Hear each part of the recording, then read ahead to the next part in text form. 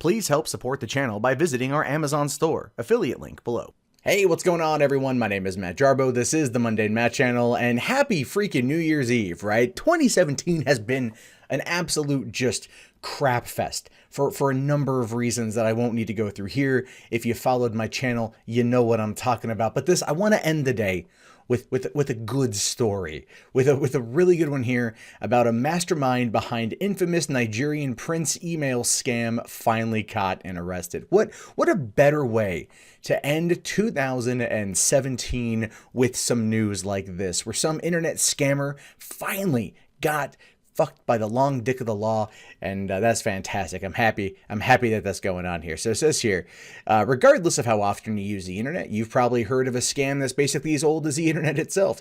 You receive an email from someone claiming to be a Nigerian prince, and they desperately need a bank account to wire millions of dollars to. It's a textbook phishing scam. Hey, listen, the first time I got that email, I remember, and I'll be honest here, the first time I got that email, man, I was ecstatic, because I did not think people went on the internet and lied. I was a naive youth, I will admit, but I was sitting there and like, oh my God, like, what do I do? What do I do? What do I do? What do I do? What do I do? What do I do? Do I give them the money, or do I give them my account? You know, so on and so forth. And then I thought about it, and I'm all like, wait a minute. Eine Minuten, bitte?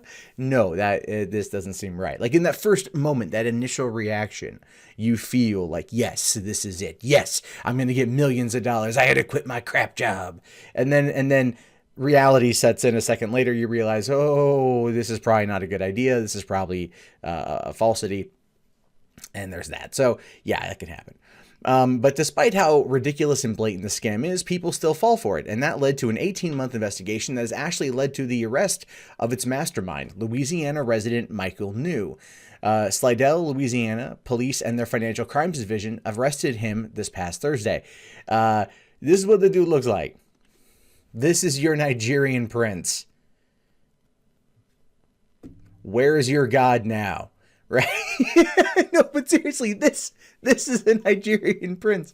When I don't think this guy's necessarily 100% the Nigerian prince, but he's definitely been masquerading as one online.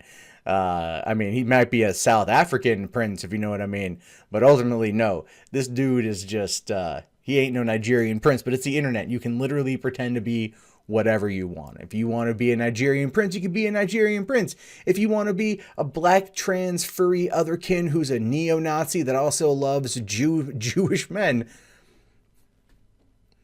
you know what? Yeah, yiff to your heart's content. Screw it. You know what? It's the holidays. Do what you want to do. You're not hurting anyone else. No one's going to stop you. But this guy was hurting other people.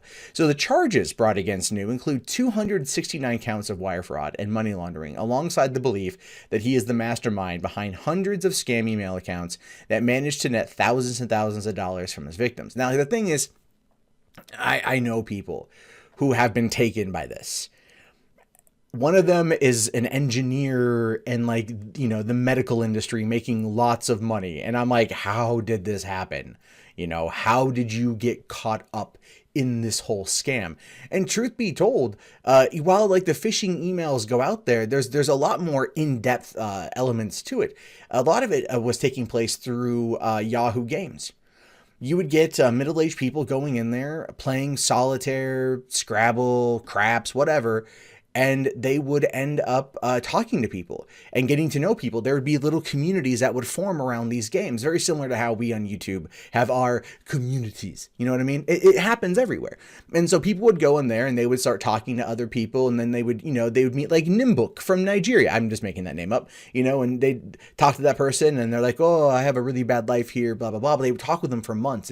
It's not like an overnight, you know, thing. It really does take time to build up the trust, because that's ultimately what these things are. They're building a rapport with people. They're grooming people. They're plying them with falsities and lies and everything else. And then when the time is right, they kind of strike them. So what happened to the person I know is essentially, while they are an engineer, at the time they were a bit worse off financially than I realized, than I knew. And so they were talking to this person from Nigeria, and this person from Nigeria was all like, look, I'll tell you what I can do. Okay, I'll tell you what I can do. I can loan you $2,000. All right. And so they would, you know, and they accepted it. I don't know why. I don't know. This wasn't like This wasn't like early 2000s. This was like 2007, somewhere in there. So this was like, we knew about these scams. So they go and they do that. And they say, we'll wire you the $2,000, or they'll send it to you in a Western Union thing. So they go and they get the check, and then they go and they deposit the check, and then the funds don't clear. And so something happens in there where the funds don't clear, but then the bank then charges that account to $2,000. It like rips it off. It's a weird, I don't know all the details about it, but essentially they did it. And then they went back to the person and said, wait, hold on, like there's a problem here. And then that person's like, oh, hold on, I sent you I can send you more from this other account to recoup your losses. And in that moment, they believed them and ended up losing another couple $1,000s. And, clearly this is someone who's close to me. I'm not going to say who. Clearly this is someone who's close to me. And I'm just kind of like, oh man. Like, I found out about it, not from this person, but by like their friend's friend, or their friend's sister told me about it. And I'm just like, how did this sort of thing happen? But again, it's embarrassing to the people who got taken. And this dude right here clearly is a person who was involved in something similar. But what they do is they build up trust. And at the time, the person who fell for the scam was not in the best place. So I think that they got taken. They were emotionally taken for a ride and then financially taken to the cleaners. Anyway, so it says here that most people laugh at the thought of falling for such a fraud, but law enforcement officials report annual losses of millions of dollars to these schemes. That is true. Yeah, people fall for it, The investigation gets even more complicated as Neu had actually wired money to co-conspirators in Nigeria. Coming from this, the investigation is ongoing and has had multiple leads pointing to conspirators outside of the United States. So there are people in Nigeria, apparently, that are like involved. He was mostly the middleman. He's the American contractor. He's the American mastermind, And the thing here, too, is a lot of times the people that get taken for this kind of stuff, they're low income. They get ripped off. And that's the big problem, is because they get promised this payday that will get them out of this hole they find themselves in. And ultimately what they end up doing is just digging a deeper hole. The Federal Trade Commission has also long since noted the scam itself, warning consumers of the risk, saying the so-called Nigerian email scams are characterized by convincing sob stories, unfailingly polite language, and the promises of a big payoff. And the thing is, we in this country, and not just maybe this country, but we as a whole, very much kind of love the idea of a get-rich-quick scheme. We do, whether you want to admit it or not. We kind of all love the idea of a get-rich-quick scheme because it allows us to go, I had to do very little work to get a lot of stuff. And there are people that come into YouTube at the same mindset. Like, I'm just, they cover a certain thing and they know it's a hot topic. So it's a get rich quick scheme. But everything does have eventually does have an end date. And so that is something that happens too in these situations. It's an unfortunate thing that we have the fantasies of the get rich quick because we see it in movies, the rags, the riches, the prince and the pauper, that whole situation. We see those a lot, and those do have an impact on us as a whole. But, thankfully this dude's been busted. It does say here, if the scam will be specifically sent, or will specifically can be sent from a Nigerian prince or the representative, claiming you are the benefactor of a massive inheritance, and they need your banking information so they can wire you all those millions of dollars. If it sounds too good to be true, it probably is. Never give out personal information on the phone, through email, cash checks, or for other individuals, or wire large amounts of money to someone you don't know. 99% of the time, it's a scam. And as I said, it happened to someone I know. So yes, these things are bad. And I'm glad I'm glad this dude right here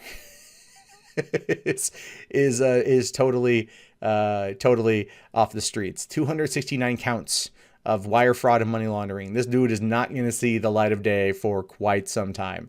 So from me to him, good. I'm glad you are behind bars, sir, where you were made for ripping off people for thousands and thousands of dollars.